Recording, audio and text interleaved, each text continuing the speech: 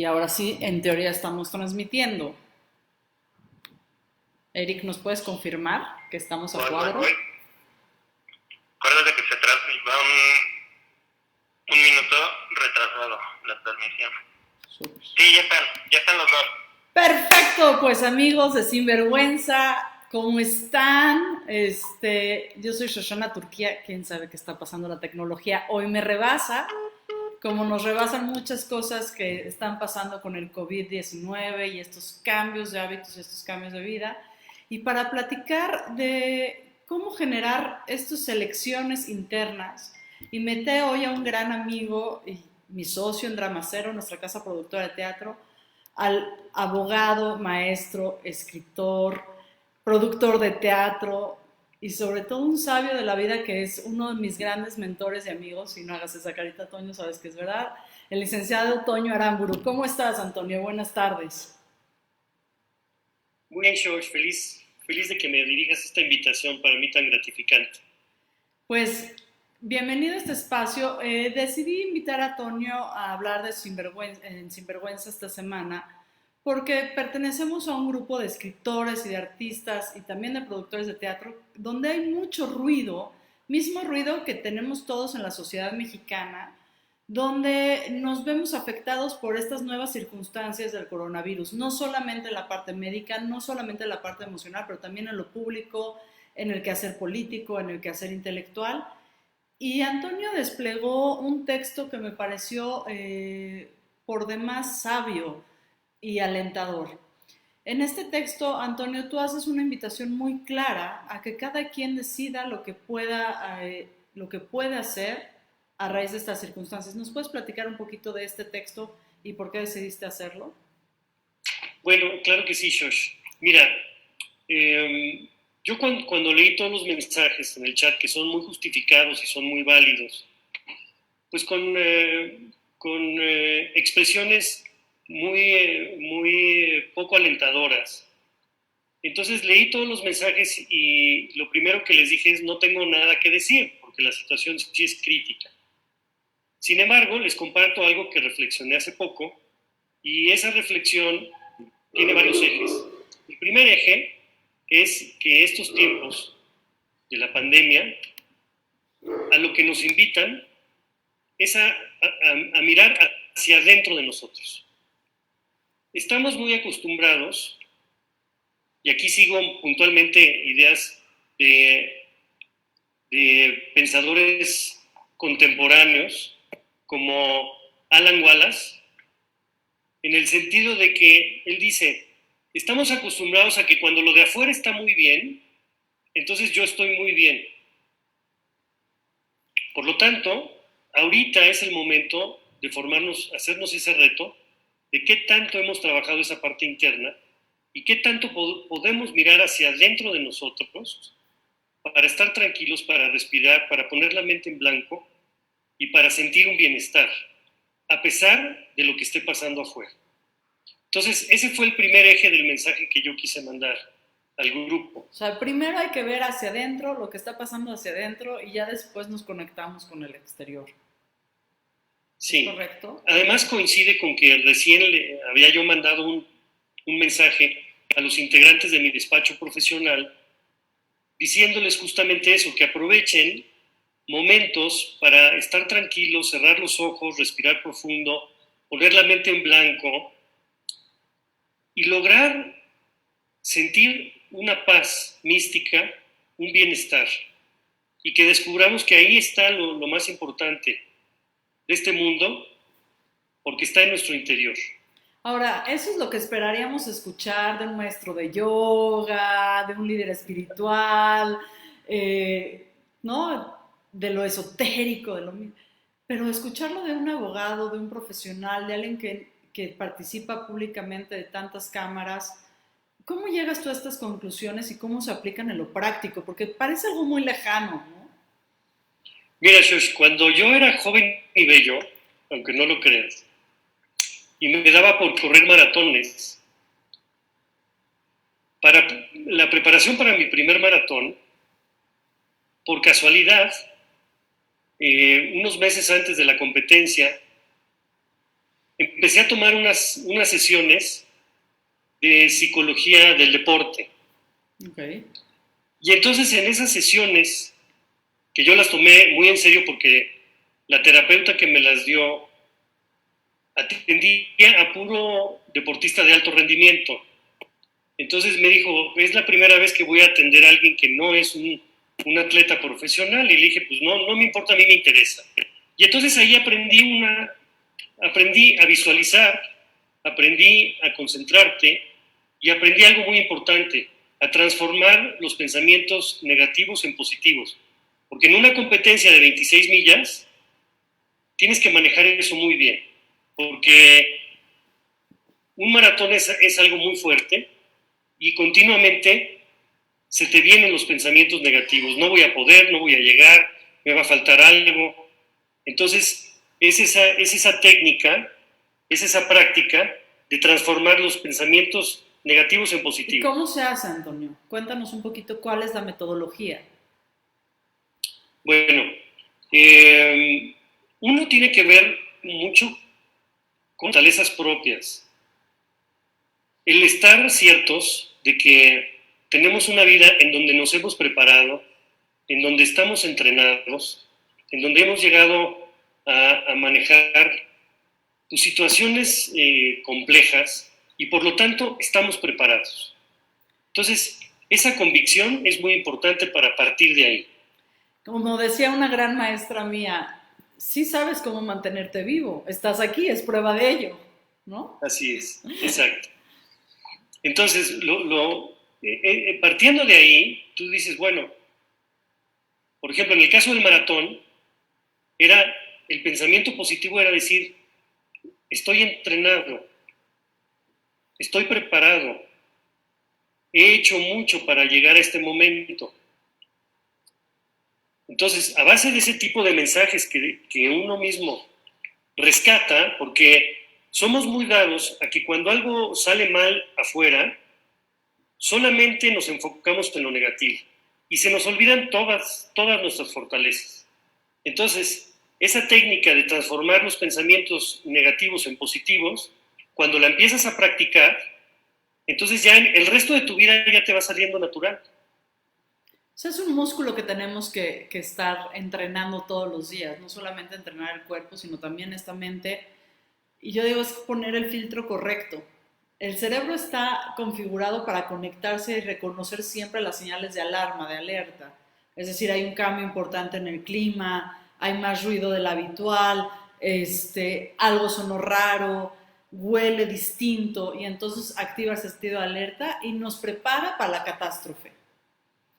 Lo que tú estás haciendo en términos de neurociencia es frenar ese impulso negativo y recuperar las fortalezas que tenemos. Exactamente.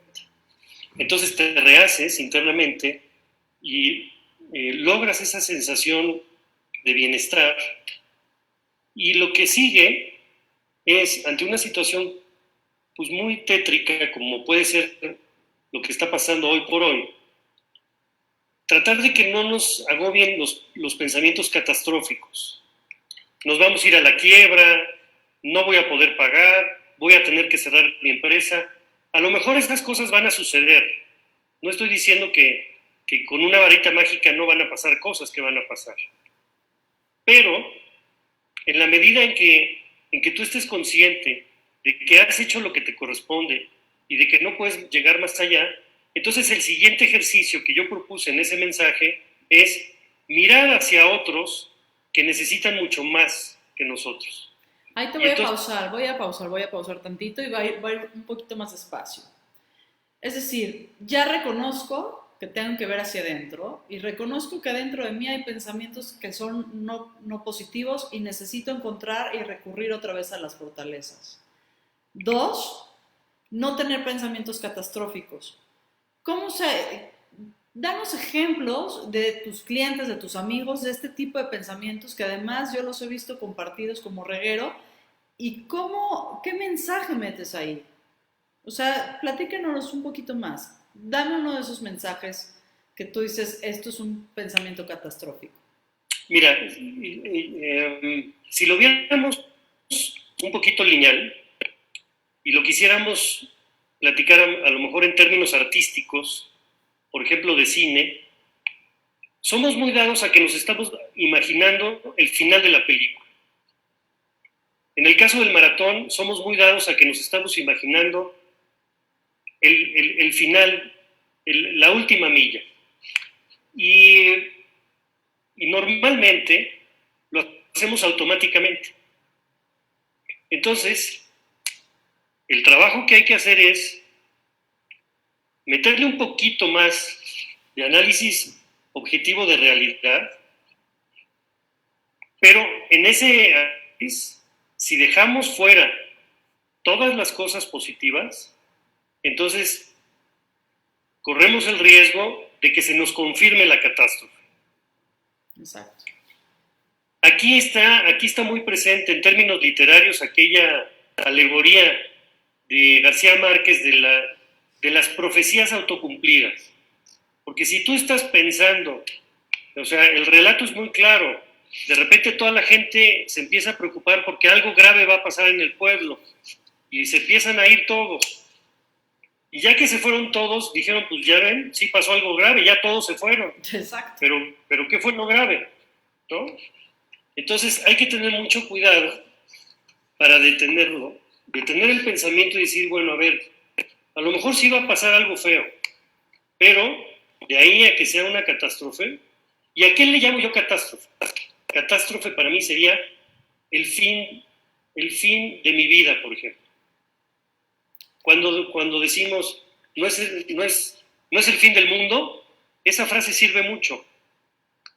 A lo mejor tenemos que cambiar muchas cosas, a lo mejor tenemos que adaptarnos, a lo mejor tenemos que buscar otro camino, pero esas coyunturas en donde todo está nebuloso, si uno sigue caminando y si uno se fortalece con esos pensamientos positivos y con ese bienestar interno, y seguimos en el camino, a la larga vamos a descubrir todo lo que se nos abre y todo lo que descubrimos y cómo la película termina. No como creíamos que tenía que terminar. Es decir, mantenemos también esta capacidad de asombro, me parece. Exacto. Entonces, aquí, por ejemplo, yo decía mucho, en este momento volteemos a ver a quién podemos ayudar. Y quiero platicarte muy rápidamente algo que está sucediendo hoy y que surgió del Colegio de Productores de Teatro. Porque una de las compañeras del colegio se enteró de un caso muy lamentable de una chica que en un departamento de la colonia Roma fue abusada sexualmente y tirada desde un tercer piso. Wow. Ahorita, durante la emergencia. Eso sucedió el 1 de marzo. Entonces, esta niña del Colegio de Productores armó una red de apoyo porque esta niña estaba hospitalizada y necesitaba, pues, ayuda económica y moral, y se generó una red de ayuda de 30 personas y se juntó un dinero suficiente para que tuviera medicamentos que le hacían falta, etcétera, etcétera. Y yo en lo personal tuve el privilegio de poder canalizarla para que tuviera una buena atención de la investigación, para que el hecho no quedara impune. O sea, para que el violentador no saliera libre, como pasa en muchos casos, ¿no? Y que ahorita, de hecho, son 2 los presuntos responsables y están detenidos. Pero es muy importante que un abogado se dedique al asunto y afortunadamente a través de la Fundación Barra Mexicana se canalizó el asunto. ¿Cuál es el nombre con completo un abogado para que lo busquen? La Fundación Barra Mexicana, Asociación Civil, es una institución que presta asesoría jurídica gratuita a través de abogados afiliados a la Barra Mexicana Colegio de Abogados, de tal manera que las personas, a través de este mecanismo, sin ningún costo, se les proporciona un abogado que tiene que estar registrado como despacho socialmente responsable y cumpliendo con estándares mínimos de atención y de calidad profesional. O sea, no es cualquier pasante, es en serio gente que está preparada, calificada y que te está acompañando durante todo el proceso. Además es increíble porque la mayoría de los barristas que toman estos casos, y bueno, yo he tomado varios, te enamoras, te encariñas de los asuntos de tal manera que les das el tratamiento como si fuera el asunto más importante de la firma. Entiendo. Que de hecho, en un momento dado se convierte como en el caso más importante. ¿Por qué? Porque estás llevando a cabo un servicio social, pero además con un trasfondo en donde hay una empatía hacia estas personas que si no fuera por eso, podrían sufrir unas injusticias terribles. Ay. Entonces, en medio de todo esto que está pasando, pues yo ahorita tengo el privilegio de tener 2 semanas que estoy gozoso con el progreso de esta niña porque estuvo 15 días en coma primero, después le hicieron una operación tenía fracturada toda la cadera. Pobre. Y entonces hemos visto cómo ella, sus hermanas y su papá han estado reconfortadas y está en un proceso de recuperación muy aceptable y bueno, pues eso no genera más que un sentimiento de realización. Entonces, para mí el participar en eso, en este momento, me genera ese sentido de que me estoy realizando como ser humano. Es dejar de vernos el ombligo, como se dice vulgarmente, y ponernos al servicio. Y eso permite también conectarnos con el paso número 1 que decías tú, reconocer nuestras fortalezas. Cuando estamos solos, y cuando digo solos es puede haber mucha gente dentro de nuestras casas, pero seguimos en una sensación de soledad, nos vamos haciendo chiquitos, el cerebro se empieza a apagar, es muy chistoso los electroencefalogramas donde se ve el cerebro de quienes están aislados y además están en una depresión profunda y además están en trauma, ¡shup!, se cierran. Pero cuando estás en servicio continuo, y no importa si eres abogado o estás ayudando de alguna u otra forma, las zonas del cerebro del placer se empiezan a alumbrar. Es muy impresionante lo que pasa a nivel del cerebro. Quiero que demos una pequeña pausa. Entonces, ¿es la Barra Mexicana? Sí, es la Fundación Barra Mexicana Asociación Civil. Bueno, ahorita les vamos a poner todos los datos en Facebook Live porque no puedo ver sus comentarios mientras estamos haciendo este Zoom, porque no soy tan buena con la tecnología aún, ya seré.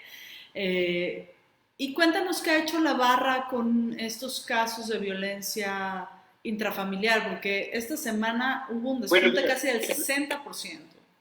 Sí, mira, la Fundación de la Barra, de hecho, ya lleva más de 20 años prestando este servicio a la sociedad.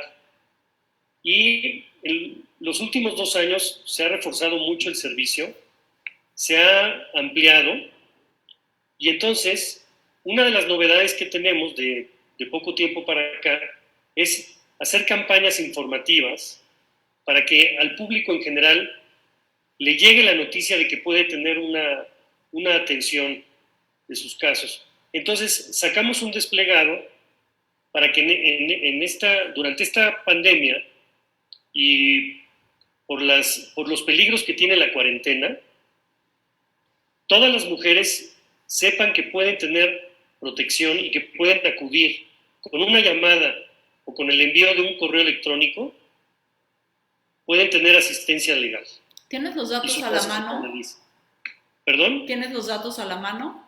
Ahorita te los proporciono. Si no, ahorita los buscamos y los ponemos en el post para que también toda la gente que nos está escuchando a través de Radio 13 Digital pues tome nota y lo haga llegar a quienes consideren pertinente. Y entonces en esta campaña, en este desplegado, ¿han recibido nuevas peticiones? ¿Han visto algunos cambios a raíz de este confinamiento o más o menos sigue igual? Mira, lo que hemos tenido es, en las noticias ya se ha mencionado que sí están aumentando un poquito los casos de violencia intrafamiliar o de hay un número que dice que hay 60% de incremento en las denuncias. Sí. La fundación opera con una directora general.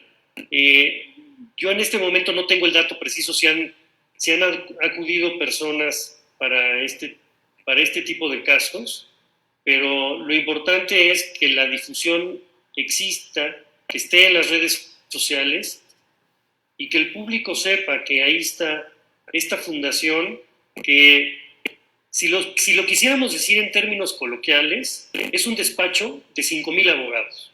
Wow. Que no solamente son 5,000 abogados, sino que son 5,000 abogados de los buenos. Que esto es importante en un sistema legal tan difícil como nuestro, con un sistema jurídico tan complejo. Tener un abogado de los buenos de tu lado siempre es importante, ¿no? Así es. Y entonces, esto es lo que está haciendo tu gremio de abogados. Pero además perteneces a otro gremio que es muy importante, que mencionaste hace poco, que es, pues, los productores teatrales. Y también el gremio teatral ha estado haciendo cosas muy interesantes, a pesar de que los teatros y la fuente principal de ingresos de los productores, de los actores, de los técnicos, directores, etcétera, toda la familia que formamos parte del teatro, pues nos cerraron las puertas hace 3 semanas, ¿no? No hay salas de teatro abiertas a nivel país, y aún así están haciendo cosas interesantes. ¿Por qué no nos compartes un poco qué está haciendo la familia teatral? Bueno, es importante mencionar que ya van a ser 2 años de que se formó el Colegio de Productores de Teatro, precisamente como una asociación gremial, fundamentalmente para la promoción de la cultura teatral y también para generar sinergias y defensa de los derechos dentro del colegio y de los agremiados. Sobre todo generar sinergias entre todos, generar un círculo de comunicación mucho más directa y estrecha entre los diferentes productores que hay de teatro. Y bueno, algo muy, muy destacable, y quiero decirlo, que en poco tiempo el colegio ha tomado una forma y una solidez muy importante, bajo el liderazgo de Jimena Saltiel, que es... Ay, que le mando un abrazo y un saludo súper afectuoso, una gran productora y un gran ser humano. Y bueno, el consejo también está integrado por gente padrísima. Se han integrado diversas comisiones. Está la comisión de ética, está la comisión de comunicación social, está la comisión de relaciones con la autoridad, y así se fueron formando las distintas comisiones, de tal manera que dentro del colegio pudiéramos tener una presencia, no nada más con el público, sino con distintos niveles de gobierno, y también al exterior, porque también hay una comisión de asuntos internacionales. Qué interesante. Entonces, ahora con los tiempos complicados que estamos viviendo, en el sentido de que dando mucho los recursos durante este sexenio, pues ha sido muy importante el trabajo en equipo del colegio para paliar un poquito esa situación que agrava mucho más con esta pandemia. Entonces han salido iniciativas para generar redes de apoyo, anuncios de distintas opciones, con el uso de las plataformas cibernéticas, pues para talleres, para la transmisión de algunas obras. Hace poquito también vimos un video muy importante de Sergio Villegas, en donde nos da cuenta de todo un taller muy importante de personas que trabajan para hacer las escenografías de los... A ver, cuéntanos más despacio para quienes no lo hemos visto. Cuéntanos de ese proyecto en particular para quienes no lo conocen. Bueno, a través de ese video, Sergio lo que da cuenta es de la existencia de un taller enorme en donde hay muchas personas que son trabajadores eventuales y que son los que con su habilidad y su ingenio hacen todas las estructuras que a veces son muy sofisticadas, muy caprichosas, para las escenografías de distintas obras de teatro. Entonces ahorita esa plataforma se abrió un poquito al público en general para que cualquier empresa o cualquier particular que necesite alguna instalación especial, pues que sepa que ahí está ese equipo prácticamente de artesanos, porque cuando uno va a ver las obras de teatro y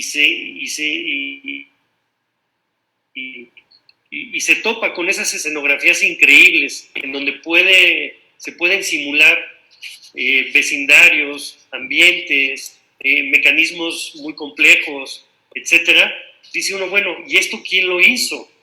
Entonces, a mí se me hizo muy interesante la difusión de ese video porque estás viendo cómo personas tan sencillas que están tras la cortina son capaces de hacer todas esas obras de arte.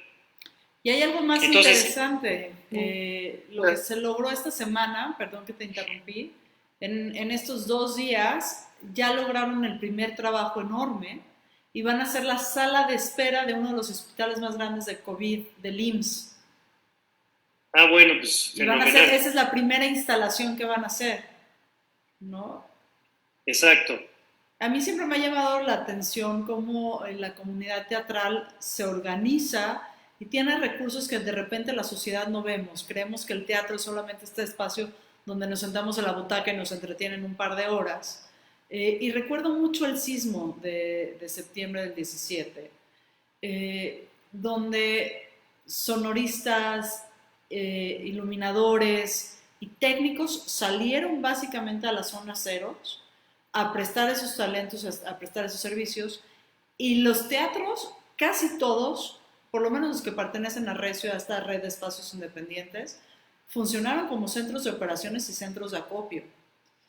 Y me parece también muy noble que ahora la comunidad teatral esté buscando, nuevas vías de ingresos para pues las personas más vulnerables dentro del quehacer teatral, que son los técnicos, que son los actores, que son la gente que sostiene el teatro y que no puede tener una fuente de ingresos si las salas están cerradas. Y hay otro esfuerzo que me parece increíble, que es, facilitar las obras en streaming por casi nada o nada de dinero. Este fin de semana ya tengo 3 o 4 anotadas, entre ellas Las analfabetas de Gabriela de la Garza, que le mando también todo mi amor y todo mi cariño, con la cual tú y yo tuvimos el privilegio de trabajar. Y hay muchísimas producciones, casi todos los artistas están regalando su tiempo y su trabajo para hacer este acompañamiento espiritual, porque hay 2 formas de nutrirse durante esta crisis. Una es a través de los alimentos, pero otra es a través del espíritu. Y eso es lo que celebro mucho de la comunidad que tú y yo compartimos también. No, para mí es un privilegio formar parte de ese colegio, porque hay una mística muy especial en todos sus integrantes, y es que tienen tatuado esa idea de que el teatro es un servicio para la cultura y para la sociedad. Ya lo decía Federico García Lorca, una sociedad que no se ocupa del teatro o está enferma o está moribunda. Y creo que ellos, en esa vocación que tienen de servir a la sociedad, no solo lo hacen a través de sus producciones, sino ahora en tiempos de crisis, viendo hacia otras personas necesitadas y viendo de qué otra manera pueden hacer llegar toda esa bondad, porque en realidad hay un interés muy importante, una preocupación muy importante de servir a la sociedad y de mantener esos espacios que son un refugio para el alma, verdaderamente. Coincido contigo plenamente. Tú y yo nos hicimos productores teatrales porque estábamos buscando una casa para el alma, y esa es la verdad. Es decir, tú desde las leyes, yo desde la terapia, desde el mundo de los negocios, decidimos también confluir en ese espacio sagrado que es el teatro, y que mi invitación es a empezar a reconocer que dentro de nuestros propios gremios, sin importar cuál sea podemos poner al servicio de los demás. Y hablábamos también de una economía de trueque, una nueva economía de trueque, donde si tú recibes, por ejemplo, una clase gratis, un streaming gratis, una conferencia, le preguntes a quien la está ofreciendo qué intercambio puedes hacer con esa persona. Y si no hay un intercambio directo posible, entonces hacer un intercambio en red. Es decir, ofrecer lo mismo que recibiste de forma gratuita en la comunidad de tu casa a alguien más, porque todos podemos ser maestros, pero también todos podemos ser alumnos y empezar a hacer intercambios no solamente de dinero, sino también de conocimiento y de relaciones. ¿Qué opinas de estas economías emergentes? No de los países, sino de esta cosa de la sociedad que empieza a ver cómo intercambiar recursos. Bueno, es que ahí es donde hay que poner la atención, porque esto se genera precisamente por esa generosidad que traemos todos los seres humanos y que a veces por diversos bloqueos nos cuesta trabajo desplegarla, pero cuando lo echamos a andar y cuando generamos ese amor, esa preocupación por los demás, entonces se empieza a generar una ola increíble que ni nos imaginamos hasta dónde va a llegar. Por eso yo estoy muy complacido de formar parte del Colegio de Productores de Teatro, de formar parte de la Fundación Barra Mexicana, en donde lo que se hace es ver por los demás, participar con los demás, empaparse de los problemas de los demás, compartir los propios y generar toda esa red y toda esa estructura en donde no estamos esperando la buena voluntad de ninguna autoridad, sino que somos nosotros los que vamos emergiendo y haciendo surgir eso. Pues tú lo has vivido y lo viviste en carne propia en muchos casos y sobre todo en esta de cadena, ¿no? En el sismo, claro. Hace 3 años casi.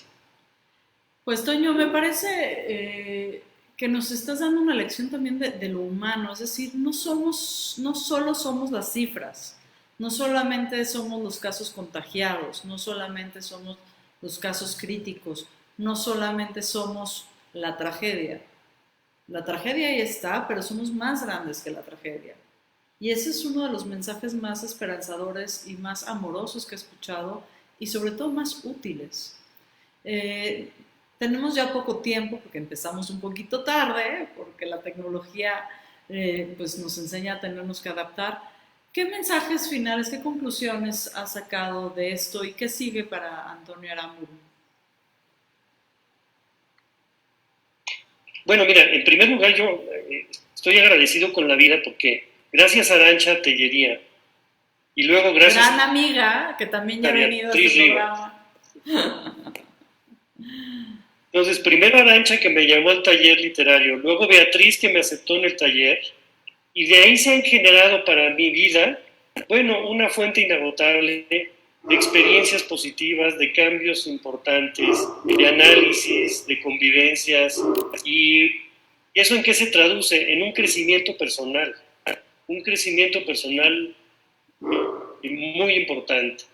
Entonces, ¿qué sigue? Pues en estos momentos, afrontar la situación con valor, tratar de ya no estar tan enganchados con los temas políticos, porque a mí hasta me gustaría lanzar un reto a todos los analistas políticos para que asuman una actitud un poco parecida a esta idea del fantasma de Canterville, porque si todos los analistas políticos siguen crítica y diciendo cosas y cosas todos los días, que bueno, seguramente a todos nos dan ganas de decir alguna cosa, ¿no? Pero si siguen diciéndolo, lo único que se está provocando es que eso se mantenga. Yo lanzaría un reto a todos los analistas políticos para que de repente guardaran silencio una buena temporada y a ver qué pasa, porque de todas maneras ya estamos cayendo también en opiniones muy repetitivas. Lo que resiste, persiste, decimos en psicología, ¿no? Entonces, si todo el tiempo estás en contra, en contra, en contra, no dejas que el movimiento con su propia inercia ocupe su magnitud y su lugar, ¿no? Hasta Denise Dresser ya dijo que hay que hacer una tregua. Pues me parece un reto Y lo muy puso en una interesante. columna. Deberíamos de pasárselo a nuestros colegas politólogos y líderes de opinión en el espacio político a ver qué opinan. Porque seguro abonaría a la salud mental. Imagínate que durante 3 meses. Pues, o sea, imagínate que durante 3 meses ya mejor no ni opinen de lo que se hace, ¿no? En el gobierno federal. ¿Qué pasaría? O sea, yo lo dejo como una pregunta, ¿no? ¿Qué pasaría? Y yo creo que las cosas tendrían otra dimensión. Pues mira, en lo que averiguamos qué pasaría si los demás lo hacen o no, yo sí tengo una invitación que he estado repitiendo en distintos foros y a ver qué opinas al respecto. Hay tanta desinformación, tanto ruido, tanto eco de mensajes no necesariamente ni verdaderos, ni positivos, ni propositivos, que hay que silenciar los micrófonos un ratito. Pero como no podemos silenciar a los que nos gusta hablar mucho, incluyéndome, hay que volvernos súper selectivos con qué tipo de noticias leemos, con qué tipo de mensajes consumimos y qué tipo de mensajes reenviamos a los demás. Y dos, acotar el tiempo que le damos de nuestra atención y de nuestras agendas a atender esos mensajes. Porque es muy difícil que el que vive de opinar baje un poquito el tono o baje la voz un poquito para observar. Pero nosotros sí tenemos esa libertad de elegir. Nosotros sí podemos acotar el tiempo de atención que damos. Y entonces tú lanzaste un reto y yo lanzo otro, a ver qué te parece. Porque tu reto lo veo muy difícil de cumplir, pero bueno, tú eres maratonista, entonces en una de esas se logra. Yo digo que acotemos el tiempo que escuchamos noticias a no más de 5 minutos al día. Con 5 minutos tenemos toda la información que necesitamos para operar, es decir, si hay una alerta sanitaria que se restrinja más el movimiento, o si pasa algo muy, muy importante, yo se los aseguro que en 5 minutos, con tanto que se repiten y se repiten y se repiten las noticias, se van a enterar. Y el resto del tiempo que dedicamos a entender noticias, hagamos una de las recomendaciones que nos dicen, bueno, fijémonos a quién podemos ayudar y entonces ejerzamos la ayuda en ese tiempo que estábamos ocupando en envenenar la mente y el alma. ¿Cómo te suena mi reto, Toño? No, y además, mira, es muy actual y además, déjame decirte que hoy Almadelia Murillo, en una columna que está estrenando, justamente invita a que no propaguemos el virus cibernético. Claro. O sea, no difundir las noticias que no van a ser para un beneficio. Entonces a mí me parece muy, muy importante esa que nos abstengamos de estar divulgando ya tanta cosa que verdaderamente lo único que nos hace es que nos aleja de esa posibilidad de tener un bienestar interno.